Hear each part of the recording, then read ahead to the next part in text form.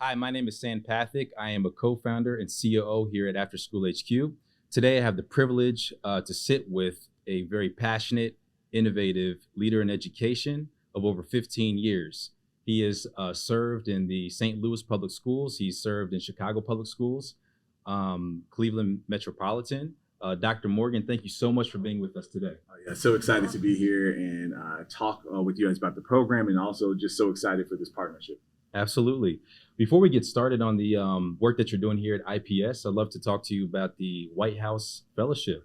So you were part of the class of 2016, 2017, correct? Yes, I was. Yeah. Awesome. Yeah, life-changing experience. Yeah. So how does one get, that's a prestigious fellowship. So how does one get considered for such a fellowship? Yeah, it's a very competitive process. It started with about 1,000 applicants, and it's a very long process. So you just start by sending in an extensive paper application. It goes through what we call the paper cut, then gets down to about 100 regional finalists, and then you go through regional interviews, and then from there about 30 national finalists go to DC, and then from there our class dwindled from that 30 to 16, and it was just a life-changing experience of just developing our own leadership, working firsthand with presidents, and we got a chance to work with 2 presidential administrations, and then just a lifelong network of leaders that you're connected with. That's amazing. So it starts just with 1,000 folks and it gets dwindled down to 16. Yeah. Man, that's amazing. Yeah. All right. So you're also a member of the Leadership for Education Equity, right? Yeah. Okay, yeah. Awesome. So equity, educational equity, that's a concept that I'd love for you to kind of break down for our listeners that may not know exactly what it is. Yeah. So a lot of times when we talk about the opportunities we want for our students, people talk about equality, and that's a word that has been passed around a lot through years. But one of the reasons why we use equity is because we are all very different, and we should embrace our diversity and our differences. And what one student may need or what one person may need may be different from another person to get to the level that we're all trying to achieve. So if we're trying to achieve a certain level or a certain outcome, what one student may need may be different from another student. And so what is equitable is we're all trying to reach that outcome, but our approach to getting there may be very different. And so thinking about Leadership for Educational Equity, which is a branch of Teach for America, which is also an organization I'm a part of, really just tries to galvanize leaders to work at educational equity, whether from the policy standpoint, whether from the practitioner standpoint, but just really working to get schools and school systems what they need to reach educational equity. Okay. So now your experience in all of these different school districts, how has that experience across different states and school districts fed into your, preparing you for your current role and shaping your vision for academics here in Indianapolis Public Schools? Yeah, so one thing about being in many different urban systems and large urbans, my background has only been in urban school systems, and particularly in the schools I've worked in have been in some of the most challenging schools and the most challenging neighborhoods that people have given up on often. But the advantage of getting a chance to see many different systems, you see that the challenges in many different urban communities are the same. But what you find is a lot of passionate people, whether those are the teachers in the communities, the students, the parents, the leaders that are working, people that are just passionate about the students and believe in the community. And what we need are resources,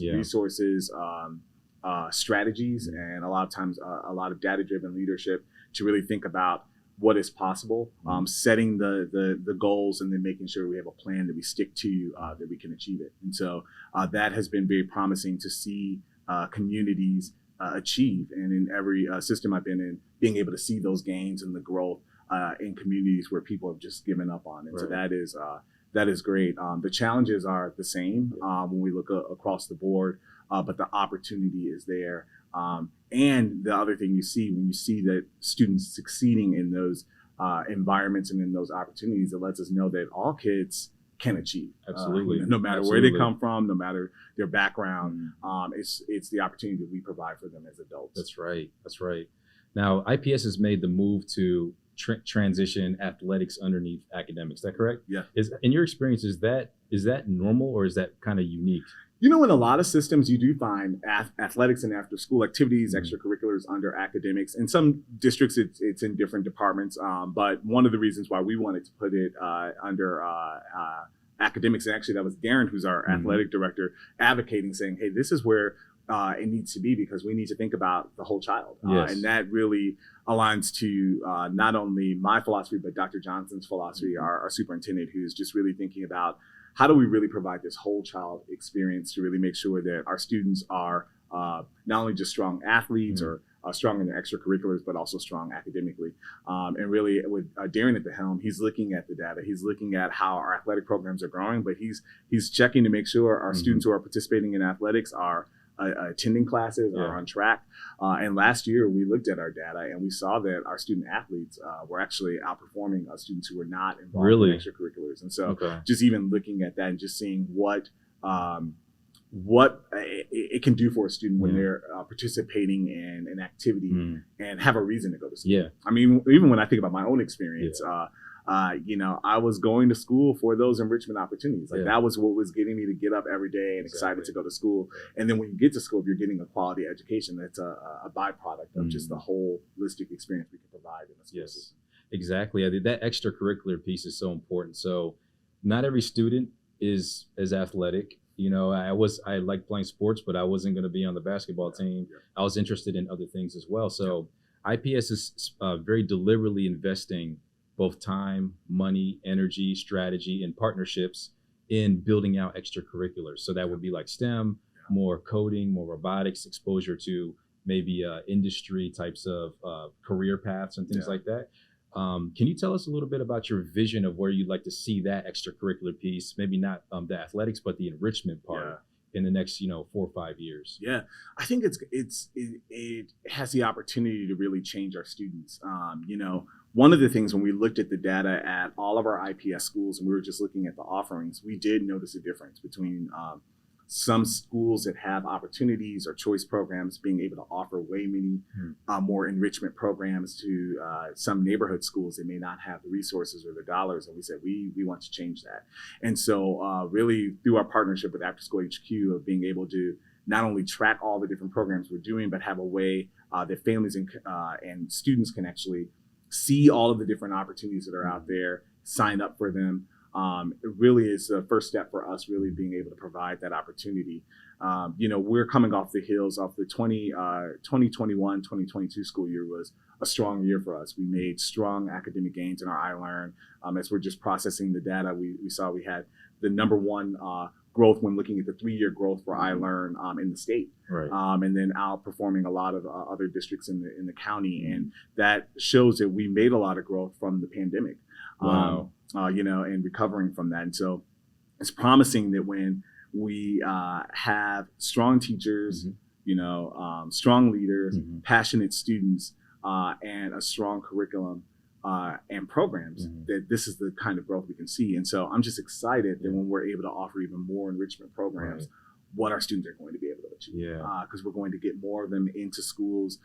We're going to get more of them making those connections between their enrichment programs and what's happening in the classroom. And that's going to be beautiful. Yeah. And it seems like, you know, you've already shown that that's what the data shows. You look at the student athletes and how they're outperforming academically. It's because they're engaged after school. It's interesting because even just, you know, you're sitting around an office, right? If you get a chance to do things with your colleagues outside of the workplace, it just humanizes each other, your team, you know, it brings you closer. It helps you actually work together in the office place. And the same thing happens with students in the classroom.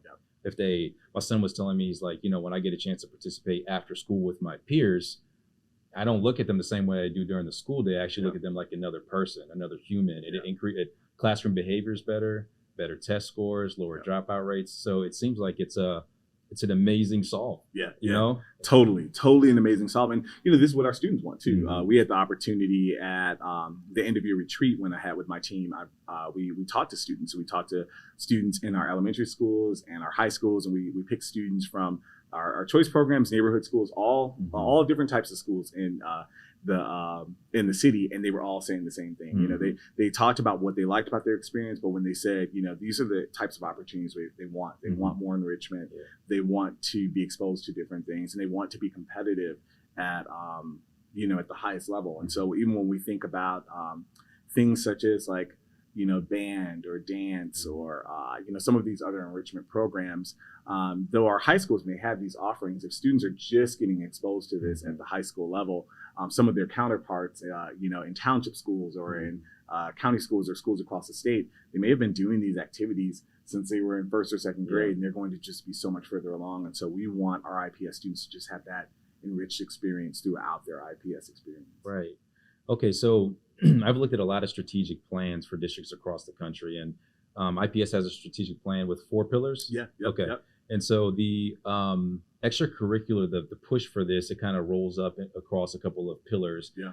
But I've also looked at a lot of, so this is kind of me getting you to give, guidance and advice to other districts that may want to do something similar. Yeah. So would you recommend that districts work this into strategic plans and not wait? I mean, sometimes I feel like it could be, because I'm a COO, and you look at your company, you're like, I got other problems I have to solve to put on the front, and so this seems like a nicety that I'll put in the back. Yeah. But it seems like it's something that can help solve the root of some of the other issues. So would you recommend other districts to look at putting this in strategic plans? Totally. Yeah, I totally recommend putting in the strategic plan and just having a very strong strategic plan. And that's one thing I credit, our superintendent with, and just our leadership team for having the strategic plan with our 4 pillars. And our 4 pillars are, providing high quality curriculum and instruction, making sure we achieve racial equity through the programs and the work that we're doing in the district, making sure that we communicate effectively across many different stakeholder groups, and then just that we're operating and funding efficiently. I was going to quiz you on it. Yeah, I was like, wait, what if he doesn't know him? Yeah, it's like, we those are, drilled in us. Yeah, but, and also if you talk, when we just actually talked across the district, many of our staff members are able to articulate that as well. And so just having that clear vision of what the strategic plan is. And then once you have those pillars, then when you're trying to figure out, okay, what does that mean? You could fit some of these things under it. And so when we're talking about high quality curriculum and instruction, we're not just talking about your core curriculum. We're talking about that whole child experience. Yeah. We're talking about what does it mean to have high quality athletics, high quality extracurriculars. When we're talking about racial equity, okay, well, what does that mean in a school system? That means that if you go to a school that is majority white and offers all of the enrichment programs, and you go to a school that is more diverse and it doesn't have that, and the programs aren't there, how do you achieve that? Yeah. We as a district, we owe it to our students to make sure we're providing those equitable opportunities. And so that is how racial equity is achieved through the programs that we're trying to achieve. And so really having the strong guideposts have really helped us to really achieve that. And I would recommend districts really fitting that into the strategic plan, but then also being clear about how it fits into the strategic plan, because one thing that happens in a system is people will often come to you and say, hey, we want to do this, we want to do this. And if you're not clear of how it will fit in or where you're going or the outcome you want to see, you won't see the outcome because it's not going to be very strategic. Yeah, okay. So what we're passionate about here at AfterSchool HQ is getting students connected with those extracurricular programs. Myself, my co-founder, we both participated in these programs. He found his way in computer science, myself in technology. So I actually had a class on circuitry where I got the chance to solder things. And me and my friends, we would just take the solder and make these big old solder balls. But we did learn about resistors and how to build circuits and how it all worked. And when I got to college, my advisor was like, what do you want to do? And I remembered that class. And I was like, I really love doing that. So she advised I did electrical engineering technology, and I love it. To this day, even though my career has taken a couple of different turns, I love programming. I love just embedded development and circuitry, all that stuff. So when we started this relationship with Indianapolis Public Schools, it was strictly with athletics K through 8. But you kind of you had a vision on how AfterSchool HQ can help support the vision of IPS as it pertains to these extracurricular activities outside of athletics. Could you talk a little bit about that? Yeah. So when we found out about the program and how it was used in our K-8 athletics, and it was used to help sign up students, track which programs we were doing,